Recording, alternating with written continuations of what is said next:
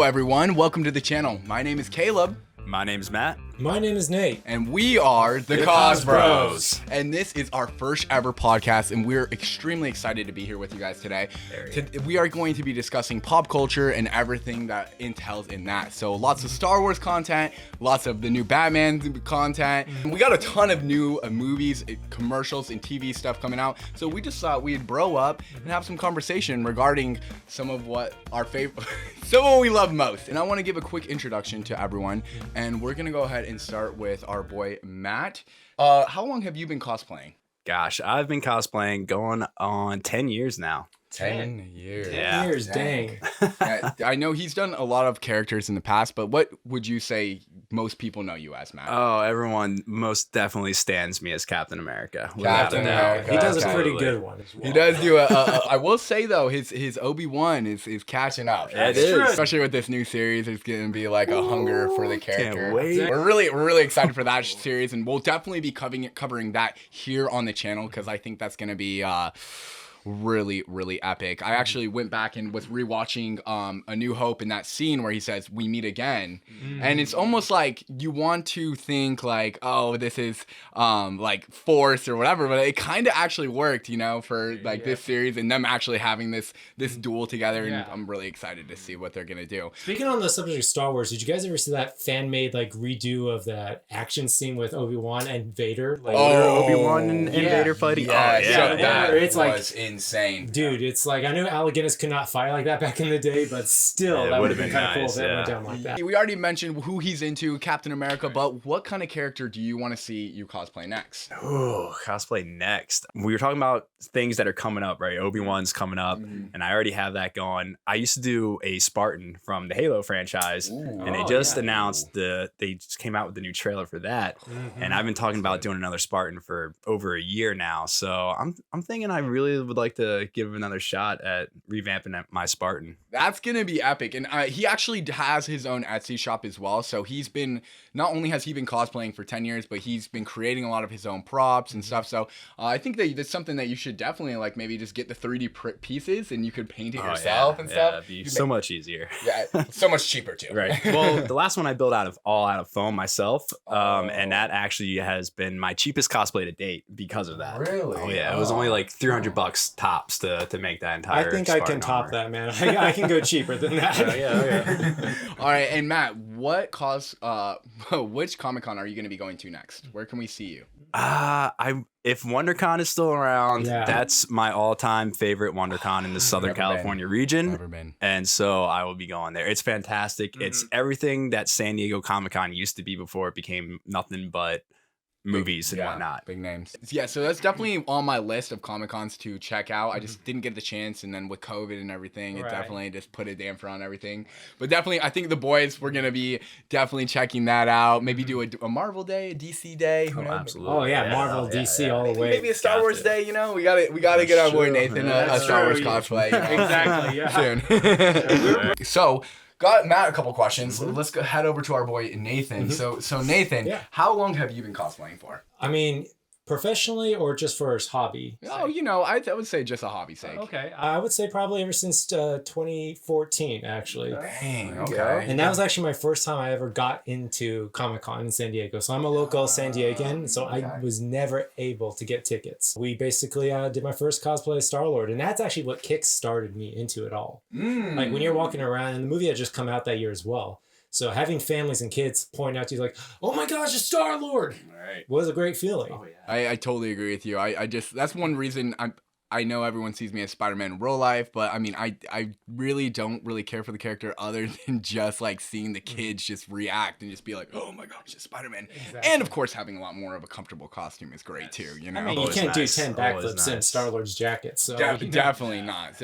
And that kind of piggybacked into my next question. So, is Star-Lord your favorite cosplay to do? I think ever since that first time at Comic-Con, that's kind of like solidified, like, I like this dude a lot. You know, I know he gets a lot of hate in the fandom for a lot of reasons. Well deserved. Exactly. But, you know, I still like the guy. I think he's like the coolest dude. I think he's like the realest of all of the Marvel guys. And same with just having like someone like James Gunn that does an amazing job with the really soundtrack, adapted. directing, you know, the cinematography in the movie is just out of this world. And I'm excited to see that there are actually a couple projects coming up, right? Yeah, there's a Thor, Love and Thunder. I guess they're going to be there. That one, I don't know how long the Guardian's going to be in there. I think they're really just going to be there in the first act, and then they're going to just clear out of that. But they have the holiday special, and then they have the last Volume 3 movie coming out as well. So we'll see how this goes. So yeah, and I actually heard recently that Volume 3 is going to be the last Guardians movie. Yes. Yeah. I think it's because Dave Bautista is like he's out of it, and I think Bradley Cooper just announced he's no longer going to reprise the Rockets. So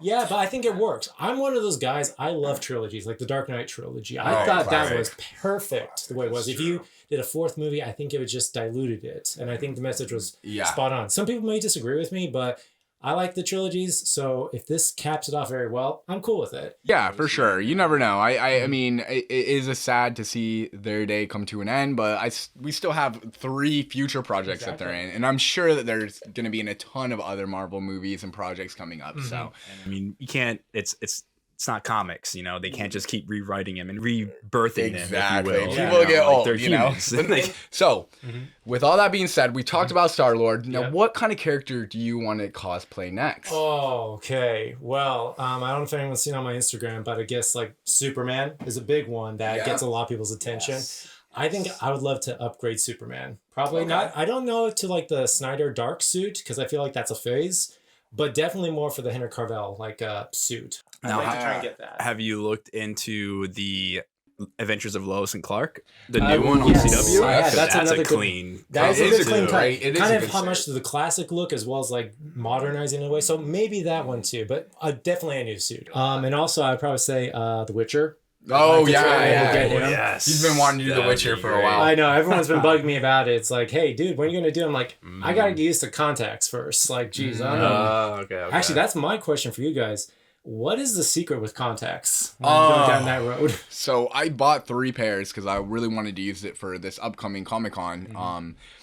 And I was just expecting it to be like, ooh, put it in. And it just wasn't the case. So both times that I tried to use 2 pairs, it really wasn't working for me. And I was already kind of running late. And just like, you have so many other pieces that you're putting on for your suit. You're like, all right, I'm not going to spend any more time dealing on this. So it hasn't actually worked for me yet. What about you, Matt? So I've used contacts. I wear contacts daily, but the colored contacts you're looking at are a whole different beast. I know. They're much wider, so it's much more pain in the butt to get them in. Yes. I usually just kind of pull the one lobe down or eyelid down and just kind of slide it in, and it's uncomfortable, but as soon as it settles, it's like you're not even wearing anything.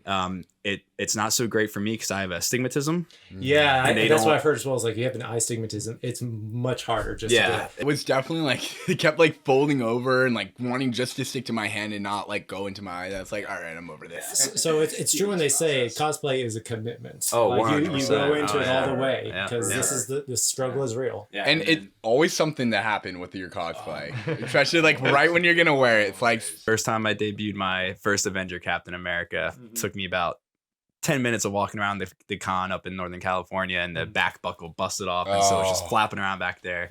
Luckily, most conventions have fix-it stations and all that. So it's super cool. I mean, like I'm still pretty new to cosplay community and getting into the cons and stuff. But here at LA Con, there was a huge one, right? Was it you that went? Did you? Somebody went. What was it? Arrows. Arrows. Yeah, He had just a little mishap with one of his suits, but it was really cool. They were able to fix that quick and have you back on the field looking good. Me, it's always hard to find a place to even put my phone, so it's like, at least I have. I luckily I had these two helping me out, hold my phone. I decided at this last Comic-Con I did like Red Hood, Batman, and Daredevil, which was like all extremely not pocket friendly at all. Not pocket friendly, and like we were constantly wearing gloves, and like it was a struggle. But it was fun. All right, so y'all learned a little about me. We learned about Nathan. Now it's time to learn about the man, the myth, the legend himself, Caleb. Exactly. So I gotta ask. Yes. Though we already kind of hit on it. What would be the worst moment in cosplay for you? Yeah. What is that? Let's talk. Let's get dark. Let's get very dark. So we got our boy Mando back here, all right? So basically, whenever I first got my Mando suit, I had planned out this elaborate trip to go out to Death Valley with my girlfriend. We were going to shoot a bunch of content in it. I was extremely excited. I dropped a lot of money on the suit too. I mean, it was not cheap. And I got the suit, and it was literally like time of, like, I had to go pick it up early from LA to get it. So I was already like on edge about it. I go to put the suit on, and the Velcro attached to the arms just kept falling off. Like, literally wasn't staying on. So I was like, the second time I put it on for like a quick introduction. I was gonna make a YouTube video, and it was just hilarious. Like, I had to go up into this like little like cave because we're out in the Death Valley area, and it's so windy that I'm like up in this side little cave with my huge box of all my brand new Mando stuff, struggling to put it on because I'm just like trying to break free of the wind, and like one of the arms just falls off. I'm like stressed out, and like it ended up breaking. So I luckily the creator sent me back a new arm and or gauntlet, whatever we want to call it. But that definitely was a low point for the cosplay. There's been like for me, most of it comes down to just stuff breaking. Yeah, you know what I mean? Like which we've all experienced. Like, and you just feel like it's like the end of the world. You know what I mean? Like, I've messed so much of my cosplays up, and like you would never even know. Like, no, Matt's seen some of them, but like it's bad. Like, you know, like one of them, like I no kidding. I think this is actually worse, and I just got to tell this story because it's hilarious. I got my Batman suit, and I wish I could show you the cowl. And the dude that created it didn't put on the middle chest emblem because he was like, I just wanted to be like fitting to your chest and whatever. So I was like, all right, cool. So I ended up like gluing the back of it. We're on a call, and for whatever reason, I got like a little piece of glue on my finger right here. And so when I like go to flip it over, it like sticks on my finger into the front of the thing, and then like churns over and like flips over on to my brand new Batman helm. And it's like right here in the front piece. And I'm literally like, already said I was going to go live on my Instagram. So I'm just like, oh my gosh, I can't believe this right now. I'm like freaking out, you know? And so I end up putting the whole thing on, and it's like not that noticeable, but it is, you know, especially because for me, I like go live with the creator of the suit, and we talked for a couple minutes. I literally cut it so short because I was like, all right, I literally can't fake this right now. I'm like so upset.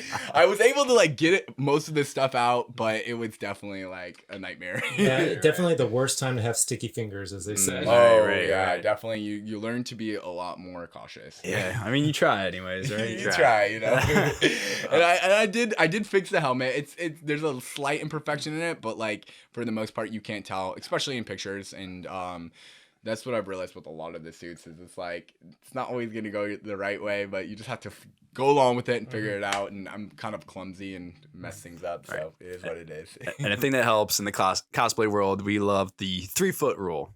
You're going to notice it. It's going to drive you nuts, but 3 foot away, people that don't know what's going on, they ain't going to notice it. So they won't, honestly, especially with like our suits, like they're all really nice, and we're our biggest critiques, you know. You're like, I see this little thing. It's like people are like looking at your suit like, man, I wish I could have that, you know what I mean? Exactly. And nothing Photoshop can't fix, you know? Exactly. Or like a little touch up, you know? Exactly. The best kind of paint job. So you've asked us this question as well. So my question for you is, how long have you been cosplaying? Yes. Oh, good question. So I have been cosplaying since 2012, which is crazy. There it is. 10 years. See, 10 years 10 as years, well. 10 years. But kind of like in saying, Matt had done a lot of different cosplays over that period of time. For me, I had done this, like, you've probably seen it if you follow me on Instagram, which is my Robin suit. And you can't even buy it anymore. It's like made in China. It took like 4 or 5 months for it to get here. I remember when it came to the house, my parents weren't home, and I was just hanging out, if you know what I'm saying. and the suit came. I'm like wearing it. I'm like, dude, this is awesome. I'm like 130 pounds, like so skinny, so frail. I ended up going to the Comic-Con as Robin, and it was so hard to even find pieces back then. I had like this real leather mask that looked terrible, was nowhere near where even like their suit looks now.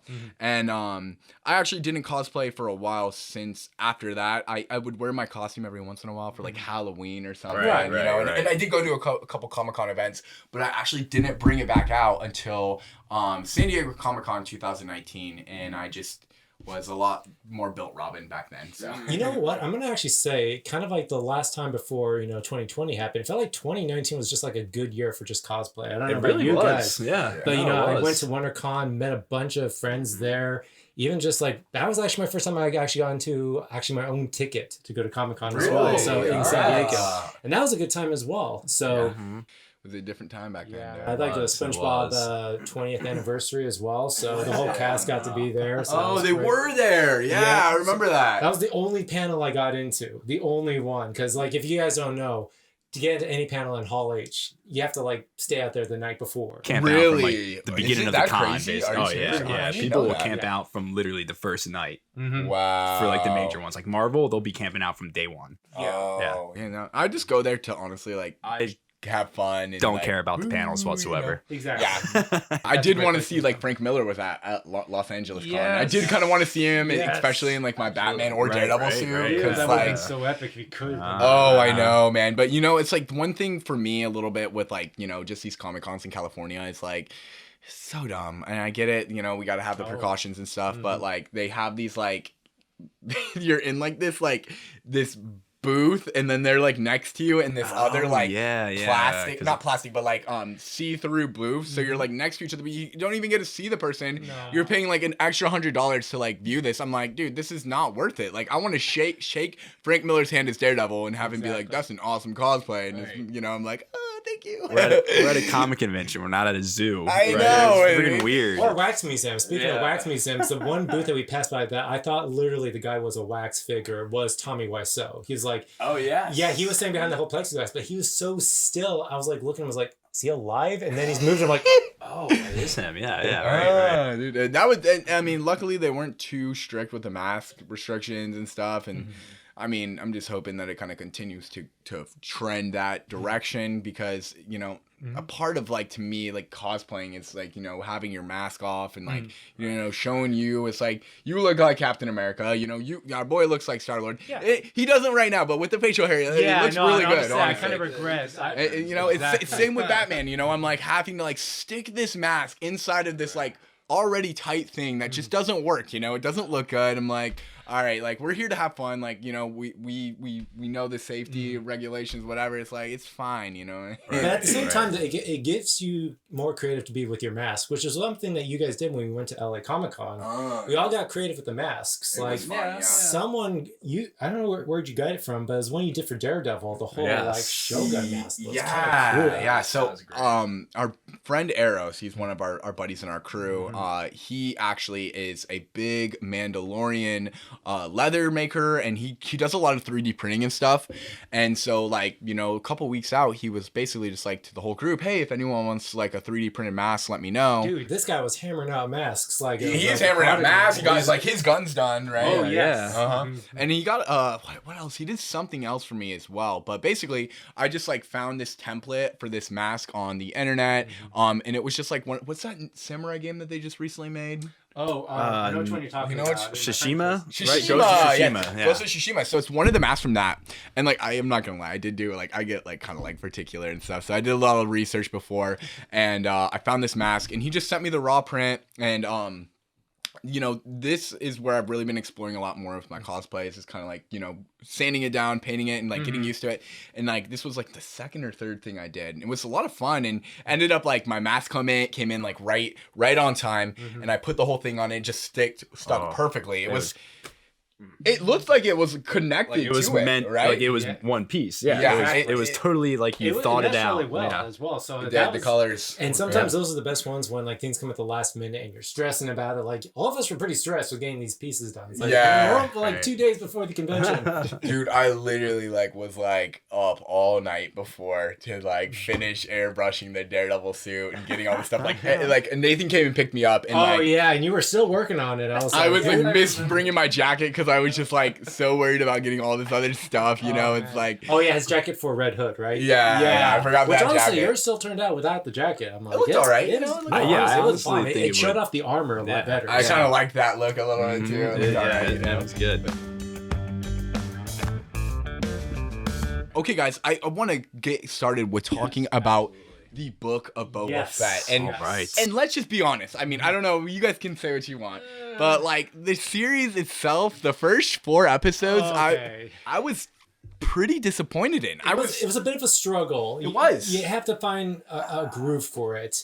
And see, something happened. Like, it starts off slow, and you think, okay, it's intended to start slow, because in the second episode, it kind of starts picking up again. Yeah. And then something happened in episode 3 where it just kind of almost plateaued, and I was like, what's going on? Yeah, and okay, so was episode 3, if I'm mistaken, that's the one where the biker gang comes in. When Yes. the Power Rangers came in. Yes. And you know what's Power so Rangers. crazy is like the show Book of Boba was like, there was some really good parts of it. There were some parts that were just kind of like, we looked over, you know, like even with the Tusken Raiders getting back from the train, you're like, how are they all the way over there? But hey, everyone's together, great. There was a lot of parts that were whatever, but we still accepted it and loved it. And it wasn't until episode 3 where the biker gang came through, and I was like, all right, now that's shit. But And, you know, and honestly, like the scene itself was fine.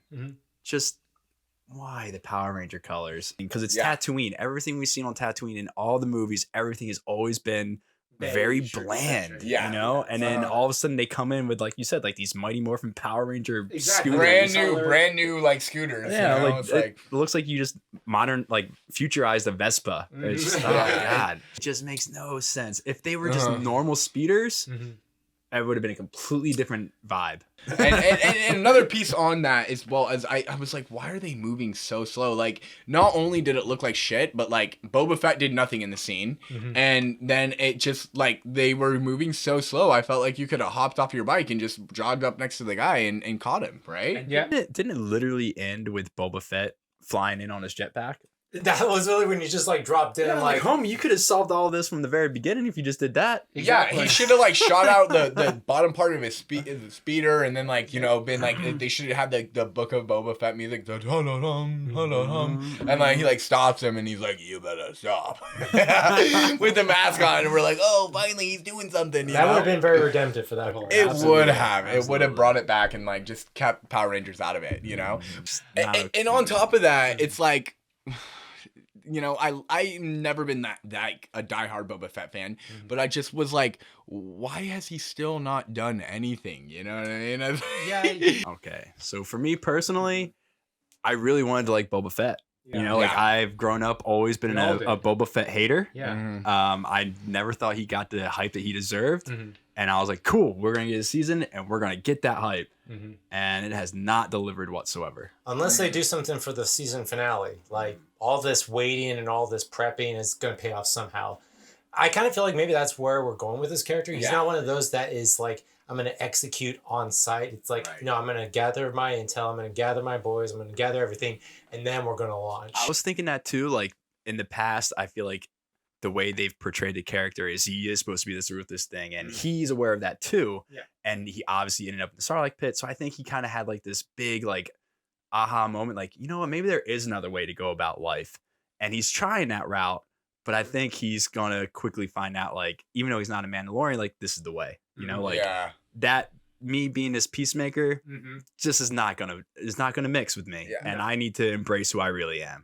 This is the way. Like, we need more helmet time. We you need know, more helmet time. he takes it off, and it's just like, a part of it is just like, no one wants to see it, you know? It's like, it's the reason the Mandalorian, a part of it is so successful, in my opinion, is because he has the helmet on. He's like that mystery behind the character. Yeah. And that is the same mystery of what made Boba Fett so special. And we didn't know who he was, you know? And he had like, what, a couple lines of dialogue, and, you know, literally falls in the Sarlacc pack like a buffoon, but the helmet, the outfit, it looks so official that we wanted to see more of it. Thank God, because if we're hating on how Boba Fett looks now, the guy that originally wore Boba Fett was a complete friggin' dweeb. Dude. Yeah, like, he was. Yeah, hey, rest in peace. Rest in peace. The porn stash and everything. Yeah, rest in peace, but still, like. and you know, if you've seen some of Tamora Morrison's interviews recently, he talks about how he was pretty upset that, you know, Jon Favreau was giving him so many lines of dialogue, which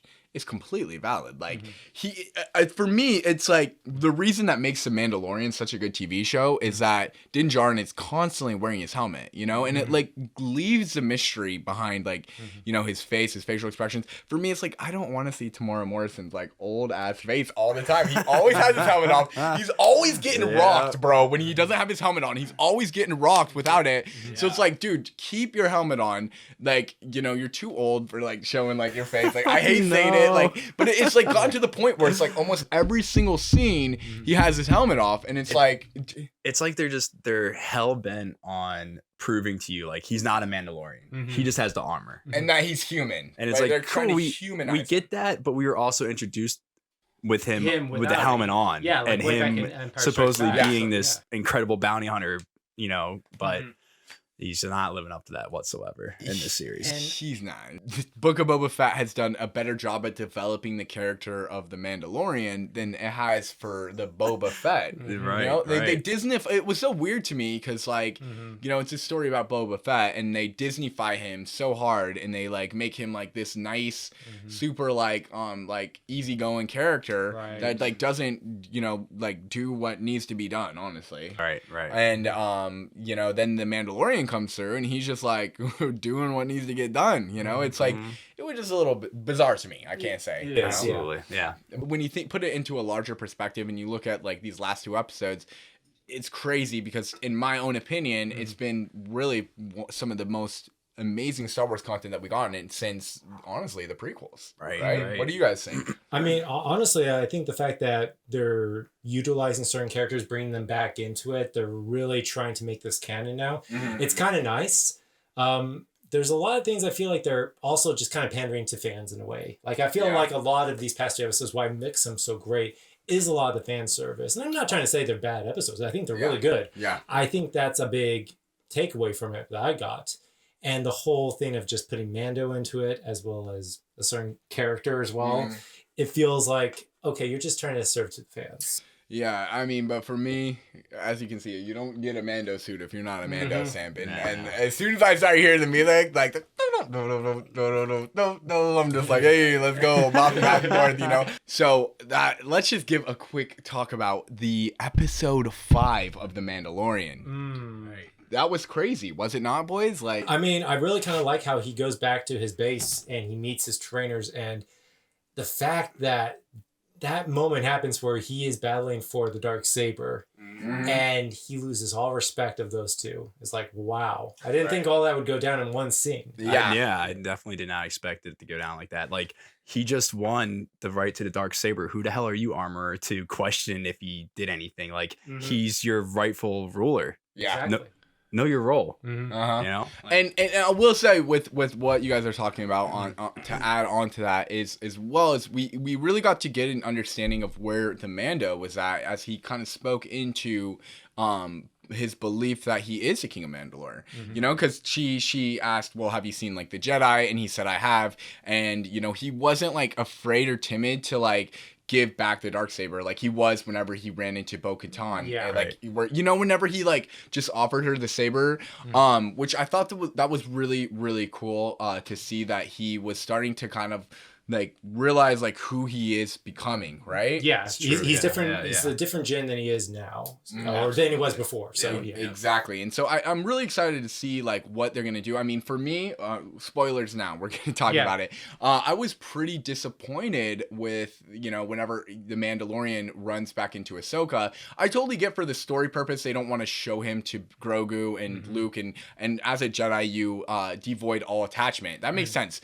But like, why the hell did Mando not tell Ahsoka that he has a Darksaber? Like, for me, I think that would have done a one really good thing at like allowing her to give a history, a quick brief understanding of the Darksaber. Maybe even like they bring it out and they show us and we're just like, oh, shiny lightsaber, you know? And then like also like they just kind of show her how to use it a little bit better, and also like solidify again into the Mandalorian that he is the King of Mando, because Mandalorian, like with it comes to Book of Boba, it's like everything is like always like a little bit like rushed, you know? Like it's always really good and the fan service is great, but I'm like, I could do with 5 more minutes of screen time or like something Exactly. like a little bit added Something. extra, right? Yeah, a little bit something. Yeah. It's kind of weird. Like episode 5, I thought that was kind of like when things started picking up again. I know It Bryce did, Dallas yes. Howard directed Yes. that one, Absolutely. and it's because of a certain character who helps build his, speeder, Yeah. which I felt, okay, this is why she had this investment of like making those scenes really good. Mhm. But it just felt like the show kind of like got its feet again.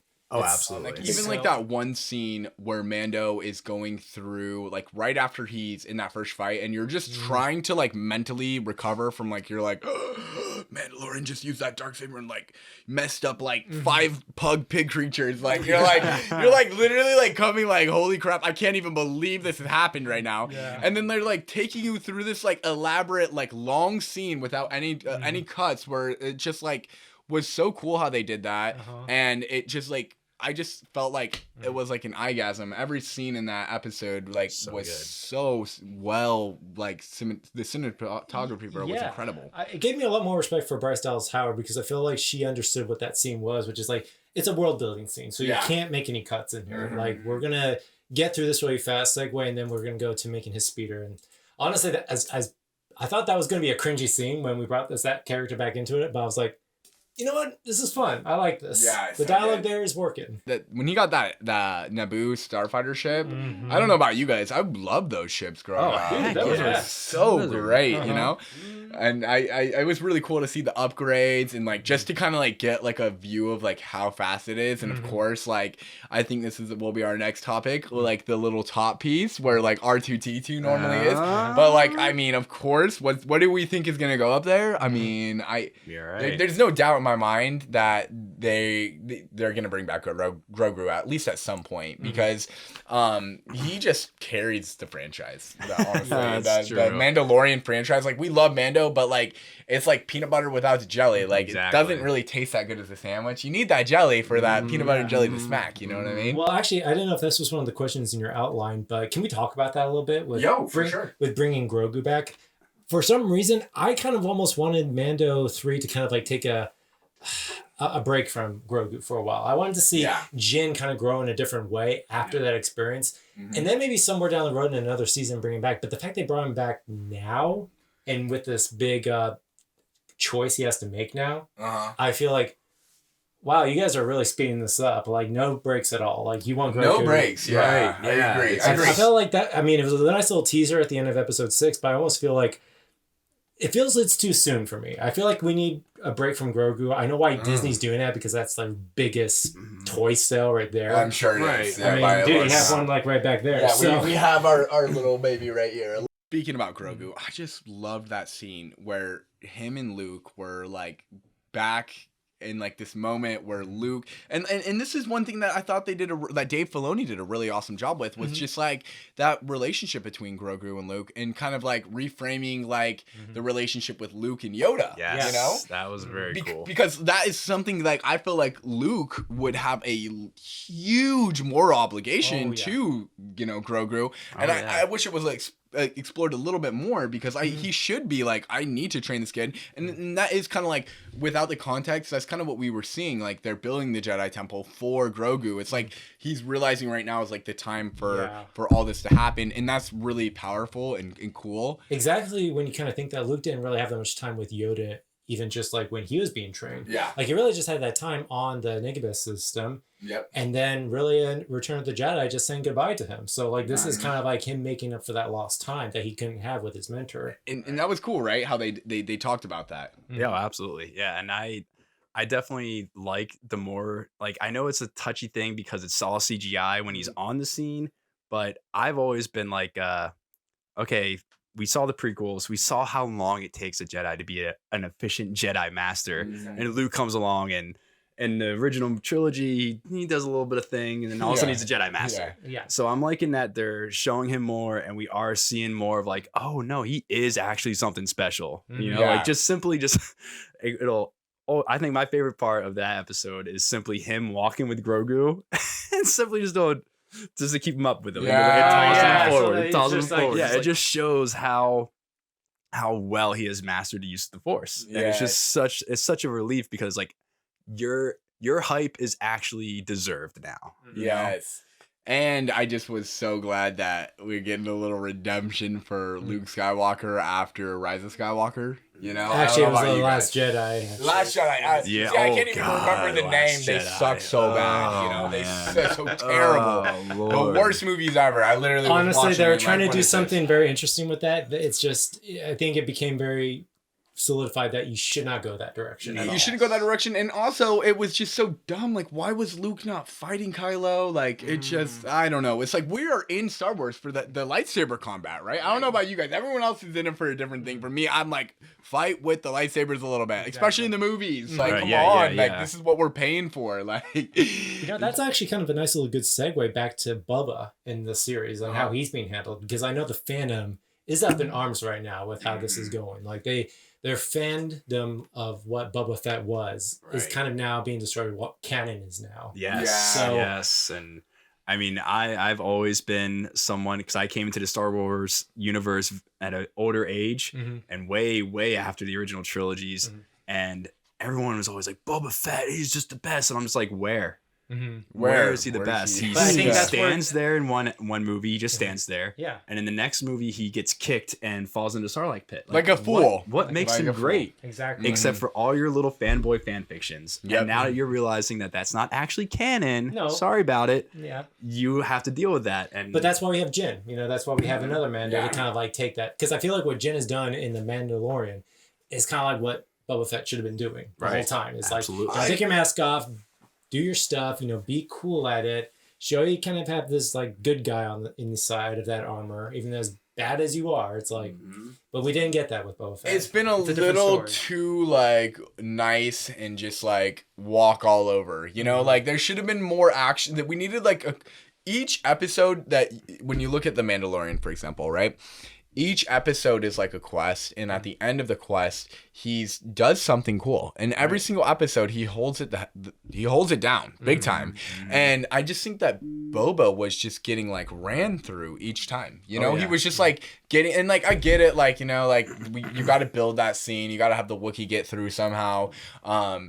But to me, I was just like, you know, I'm not here to watch this guy just get manhandled without his helmet the whole game. Like, I need him to, like, be a proficient on it. Like, he was when he debuted in Season 2 of The Mandalorian. Like, that was Boba Fett when he, like, messed up 10 guys. And you know what? I guarantee you that they understand this concept, and they're going to bring that back in this final episode, and it's going to go crazy. And literally, I think it's building up for something big. And this is my theory about Book of Boba Fett, because you know, we won't spoil too much with like the last 2 episodes for anyone who hasn't seen it yet, but I feel like this was just kind of like a launch pad for what that was going into. This is all kind of like the filler of building out that world a bit more, the dynamics, the politics.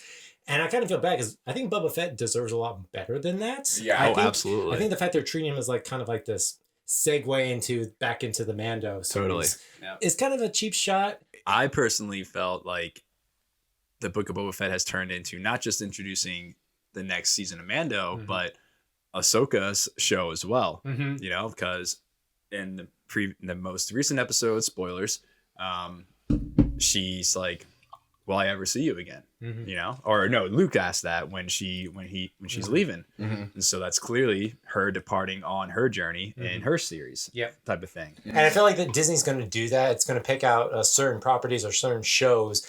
They kind of almost like piggyback off to just go into the other things. Like I think what was it Age of Ultron kind of did that to pave the way for Black Panther. Like they literally put Andy Serkis's character in that just to show Black Panther is coming. So Disney's gonna have that. That's their strategy to show everything's connected that way. It's how they build their universes. And also, there is an unreleased Star Wars movie that's set to release in 2023, and there's a lot of speculation right now that it's going to kind of revolve around Boba, Mando, and Ahsoka, and kind of be a finisher to maybe having Grand Admiral Thrawn be the main villain of this movie, and kind of segue into the new trilogy. You know? So definitely something that would make sense, and I think we're kind of like really starting to see the start of the King of Mandalore with arc begin with Mandalore Right. with Mandalorian, and him having the Darksaber, which was incredible. There's some really awesome scenes there, and even this last one, I think it really did a lot for the Star Wars culture, this series, and it was a nice little kind of like comeback after I feel like everyone's been like, what the heck did you do with Boba Fett? Like, all our fandom is like screwed up now, but all right, give us this. At least I definitely the show is good. It's been all right. When I break it down into a couple things, I would say I break it down into like 2 Star Wars movies, and the first 4 episodes being its own like Boba Fett movie that really is kind of a little anticlimactic and not that great. Like, why was Slave One? Why is he bringing that in the head of the Sarlacc pit? I get visually you're just like, oh, this is cool, but like it made no sense, and it just like to me it made him look like kind of like an idiot. Like he's kind of like nonstop kind of been looking like an idiot the whole season, and like even Tamora Morrison has been like disappointed in some of like the lines and casting and stuff. He's been upset about that. Like in that scene you just said, it wasn't Boba Fett that took out the Sarlacc. He was bailed out by Fennec. Yes, like again. What? And it was literally like him, like just like, oh crap, we're getting taken in. Shooting my blasters into the sand. It's not going to do anything. Yeah, it was ridiculous a little bit. I mean, it was really cool seeing those bombs and that thing just like nuke him. That was beautiful. I love the I love those bombs so much. It's such a great harkening back to episode 2. It is. It's just like it was like Obi-Wan. I mean, at the end of the day, when you think about it, it's really like 2 Star Wars movies, The first 4 episodes are really tailored around, Boba, and they haven't been that good. And the last 2 have been incredible, and they've been tailored 100% around Mandalorian. We're getting like 2 minutes of screen time for Boba, and I don't think he even says anything, does he? I don't think he makes any action. If he does, they weren't memorable. That's for sure. Exactly, exactly. He's got to be watching this series right now and being like, dude, screw you guys. How could you do this to me? Literally, you're just kind of like giving me the underhand of all this. Yeah. But at the same time, Boba's been around since the beginning, so this could very well just be a series to pass the torch. It might be. It might be. I think that's why I really think this is just filling in the gaps for Mando. Yeah. So that gets into the whole political warfare going on Tatooine. Yeah, Tatooine, and I'm excited to kind of see what's gonna bridge into the next season of Mando as. But hey, we have a lot. We're gonna be discussing Book of Boba Fett next week in the finale. We are extremely excited to go over that with you guys. Oh yes.